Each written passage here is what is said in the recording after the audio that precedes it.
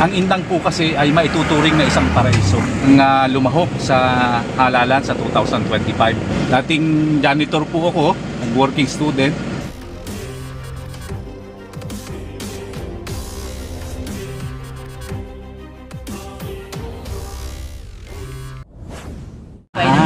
Ako po si Attorney Resty Bejerano, galing sa isang maliit na barangay dito sa Tambu, Balagbag, Indang, Cavite. Dating janitor po ako, working student, at nagsikap ng mag-aral sa Maynila. At nung makagraduate ako ng abogasya, nag-practice ako ng almost 22 years. Ngayon, babalik ako sa Indang para naman yung aking natutunan ng kaunti sa buhay at sa aking natapos bilang abogado ay maibahagi ko naman sa mga kababayan ko. At kanina po naghain na po kami ng COC at CONA upang lumahok sa halalan sa 2025. Nais ko pong samantalahin ang pagkakataon ito upang pasalamatan ang Partido Workers Peasants Party, Labor Party of the Philippines, sa ating President Emeritus si Imelda Patin. Maraming salamat po at asahan nyo po palagi kaming naandito para sa partido. Dahil kung hindi po sa inyo, wala po kami partido ngayon. Salamat po. Mayor na, attorney pala. Ano po ba ang pwedeng asahan ng mga Indangenyo sa inyong paglahok? Unang-una po, ang priority namin yung kalikasan. Kasi ang team po namin, Team Malasakit sa kalikasan at bayan. Ang Indang po kasi ay maituturing na isang paraiso. Napakaganda ng Indang. Ang ilog po namin dito, kung hindi ako nagkakamali, 10,000, halos 10,000 hectares kami. Karamihan ho diyan ay agricultural areas. At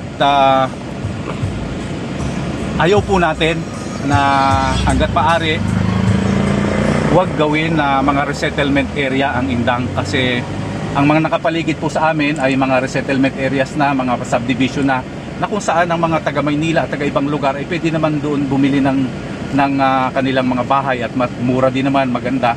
Ang Indang po kasi ay agriculture. Gusto ko po sana ma-maintain yung pagiging agricultural natin na status ng ating munisipyo. At ang plano po natin magkaroon ng isang plataforma, o ang tawag po namin sa grupo ay agro-industrial tourism. Hindi lamang agritourism, kasi sa agritourism walang trabaho ang mga taga-Indang. Kailangan magkaroon tayo ng industriya na kung saan dyan na ipoproseso yung mga produkto sa Indang. Magkakatrabaho yung ating bayan. Din nga po gusto ko itanong, narinig po namin, nakita po namin na andito po ang main ng Cavite State University. Ano po ang programa niyo sa mga nag-graduate dito lumalabas pa ng bayan? Oo, ito kasi nga napakarami pong magagaling na profesor, empleyado at estudyante sa KAPSU.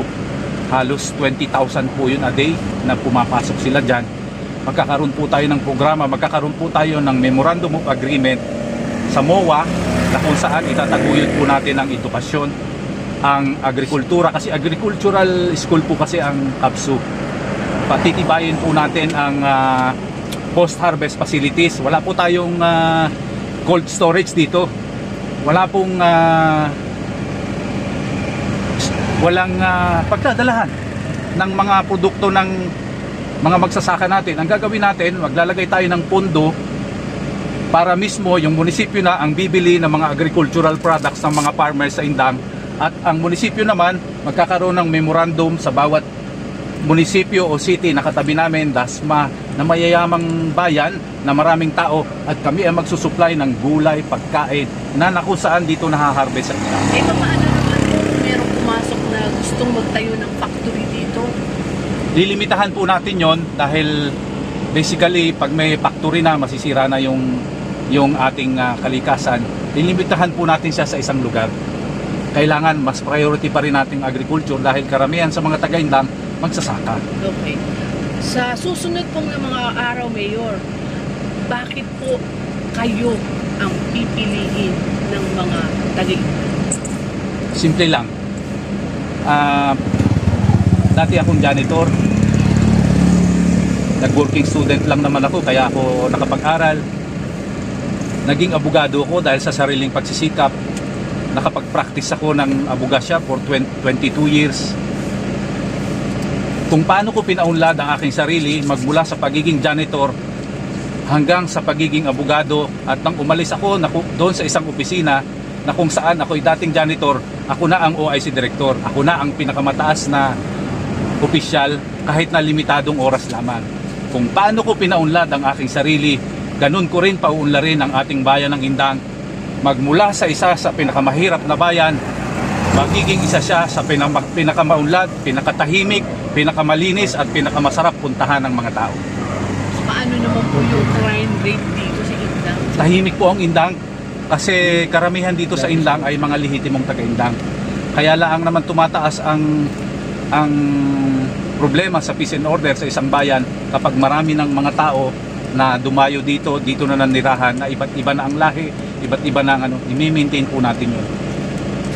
Huling mensahe niyo po para sa taga-Indang. Sa mga taga-Indang po, napakarami na po nating naging eleksyon. Napakarami na nating pinili na mamumuno sa ating bayan. Maayos naman sila. Hindi lang ang problema, hindi lamang maayos ang kailangan natin.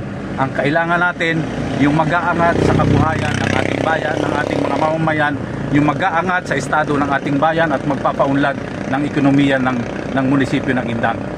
Kaya sa susunod na eleksyon, May 12, 2025, bago po kayo bumoto, mag-isip muna kayong mabuti. Sa pagkakataong ito, hinihiling ko na ang gamitin ninyo sa pagboto ay ang isip ninyo at ang inyong puso. Isang tabi na muna natin yung pangangailangan natin sa bulsa. Dahil tingin ko, ito na yung panahon para baguhin natin ang sistema ng pag-i-elect, ang paglalagay ng mamumuno sa ating bayan. Hindi ko po sinasabing iboto ninyo ang inyong lingkod. Ang sinasabi ko sa inyo, mag-isip kayong mabuti kung sino ba dapat ang karapat-dapat, sino ba ang mas mataas ang pangarap sa bayan, sino ba ang may tamang plataforma, sino ba ang may mas taas na kwalifikasyon. Saka na lang po yung itsura, kasi gwapo rin naman po yung mga tumatakbo, magaganda rin sila. Ang importante po, tingnan ninyo yung kanyang kwalifikasyon at ang kanyang track record. Tingin ko po yun ang importante, dahil ngayon lamang po siguro ang pagkakataon sa Indang na mayroong tumatakbo bilang mayor na katulad ko na abogado. Dahil ang mga abogado naman po, hindi naman ako politiko. Ang mga beherano, walang politiko, ako lang po ang politiko. Kaya masasabi ko, tatakbo akong mayor hindi bilang politiko ko, hindi tulungan ng ating bayan para paunlarin, itaas ang kalidad ng edukasyon, ang ating kalusugan, ang pagsasaka, at ang sitwasyon ng mga tao dito. Napakarami namin ditong sa gilid lang nakatira. Tutulungan po natin yon. Yung mga dayuhan dito na tumanda, dito na nagkaanak, tutulungan po natin. Yung mga taga Bicol, Bisaya, Ilonggo, kung saan-saan, tutulungan po natin lahat yon sa abot ng makakaya ng pondo ng munisipyo.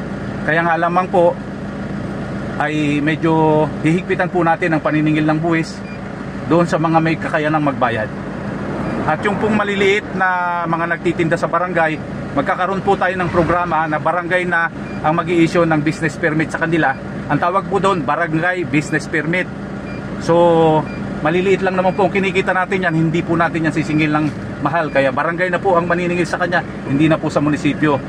Magkakaroon po tayo ng ratio na kung saan lalagyan po natin ng limitasyon yung sisingilin ng munisipyo at sisingilin ng barangay. So magkakaroon ng power ang mga barangay official, ang barangay captain, para mag-issue ng barangay business permit para doon sa mga maliliit na tindahan. Kawawa naman po kasi, lalo na ngayon, andyan na yung mga players, mga malalaking stores.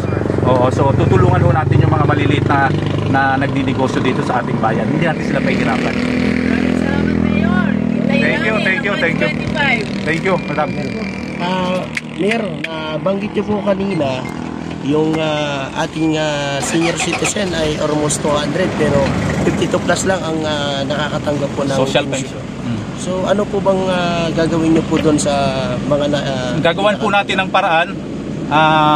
Ayusin po natin ang ating bayan. Meron po kasing pondo diyan na nakalaan talaga para sa senior citizen. At yung pong hindi mga nakakatanggap, na unahin po natin yung mga indigent, yung mga walang pension, yung hindi nakakatanggap ng galing sa national government, yun po yung tutulungan natin. Bibigyan po natin na galing na sa munisipyo. Basta po ako'y tulungan ng mga magiging konsehal ng bayan, magpapasa po tayo ng ordinansa para dyan.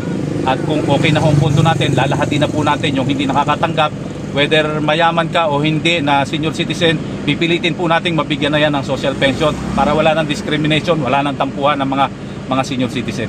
Kasama na rin po PWD. Ayan. Salamat po, salamat. Thank you po, Mayor. Thank you so much, Mayor. Thank you po. Salamat po.